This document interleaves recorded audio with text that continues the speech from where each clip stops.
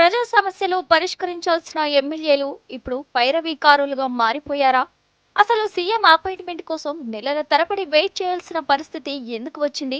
సొంత పార్టీ ఎమ్మెల్యేలే రేవంత్ తీరుపై ఎందుకు ఇంతలా మండిపడుతున్నారు?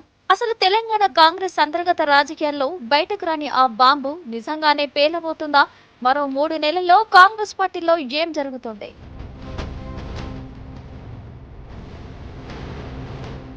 సాధారణంగా ఒక నియోజకవర్గ ఎమ్మెల్యే అంటే ప్రజా సమస్యల పరిష్కారం, రోడ్లు, డ్రైనేజీలు, ప్రభుత్వ నిధుల మంజూరు వంటి అంశాలపై దృష్టి పెట్టాలి. కానీ తెలంగాణలో ఇప్పుడు సీన్ రివర్స్ అయిందని రేవంత్ సన్నిహిత వర్గాల నుంచి ఓ మాట వినిపిస్తుంది.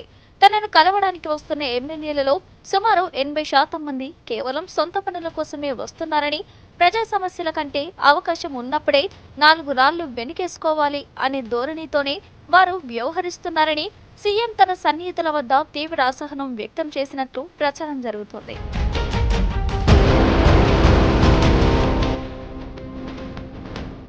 ఎమ్మెల్యేలు తెస్తున్న వినతి పత్రాల్లో నియోజకవర్గ సమస్యల కంటే పెండింగ్ కాంట్రాక్టు బిల్లులు క్లియర్ చేయించడం, భూ వివాదాలను సెటిల్ చేయడం, తమకు అనుకూలమైన అధికారులకు కీలక పోస్టింగ్లు ఇప్పించడం వంటివే ఎక్కువగా ఉంటున్నాయట. దీనికి సంబంధించి కొన్ని ఉదాహరణలను కూడా వారు ప్రస్తావిస్తున్నారు.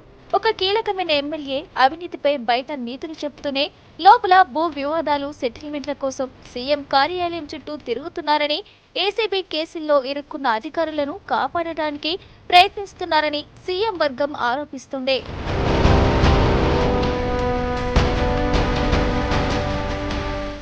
ఈ వ్యవహారంతో విసిగిపోయిన రేవంత్ రెడ్డి ఎమ్మెల్యేలకు అపాయింట్మెంట్లను తగ్గించేశారు అనేది గాంధీ భవన్ వర్గాల టాక్. ఎవరైనా ఎమ్మెల్యే అపాయింట్మెంట్ అడిగితే తనను కాదు, తన మిత్రుడు వేం నరేందర్ రెడ్డిని కలిసి రండి అని సమాధానం వస్తుందట. అయితే ఈ మధ్యవర్తిత్వంతో ఎమ్మెల్యేల అసంతృప్తి మరో స్థాయికి చేరింది. నరేందర్ రెడ్డిని కలిసినా పనులు కావటం లేదని, ఇచ్చే వినతి పత్రాలు ముట్ట దాఖలవుతున్నాయని ఎమ్మెల్యేలు లోపల మదన పడుతున్నట్లు సమాచారం. చెప్తా, నాకేం భయం లేదు. అధ్యక్ష ఏమంటారు అంటే, నేను అధికార పార్టీ ఎమ్మెల్యేకి ఒక మాట చెప్తున్నావు బాధతోటి అధ్యక్ష. కేవలం మంత్రుల నియోజకవర్గంలో, ముఖ్యమంత్రి నియోజకవర్గంలో కాంట్రాక్టులు పనిచేస్తున్నారు, వాళ్ళు బిల్లు వస్తున్నాయి, కానీ ఎమ్మెల్యేల నియోజకవర్గంలో మాత్రం బిల్లులు రావడం లేదు అధ్యక్ష. ఇది ఎందుకు? ఎమ్మెల్యే లేకుంటే ముఖ్యమంత్రి మంత్రం ఉందా అధ్యక్ష? ఈ ప్రభుత్వం ఉందా? ఈ ఎమ్మెల్యేలు అందరూ కలిస్తేనే ప్రభుత్వం గవర్నమెంట్ ఫామ్ అయింది. గవర్నమెంట్ ఫామ్ అయితేనే ముఖ్యమంత్రి మంత్రులు. మంత్రుల చుట్టూ అడుకోవాల్సిన పరిస్థితి, ముఖ్యమంత్రి బిల్లు కోసం పోవాల్సిన పరిస్థితి ఏంటంటే. అయితే కథనానికి మరో కోణం కూడా ఉంది. సీఎం వర్గం చేస్తున్న ఆరోపణలను చాలా మంది ఎమ్మెల్యేలు తీవ్రంగా ఖండిస్తున్నారు. ఉత్తర తెలంగాణకు చెందిన ఒక ఎమ్మెల్యే మాట్లాడుతూ, తొలకరి వానలు పడిన రైతులకు యూరియా అందటం లేదు, వడ్లు కళ్ళలోనే ఉన్నాయి. ఇటువంటి ప్రజా సమస్యలపై చర్చించడానికి అపాయింట్మెంట్ అడిగితే దొరకడం లేదని వాపోయారట.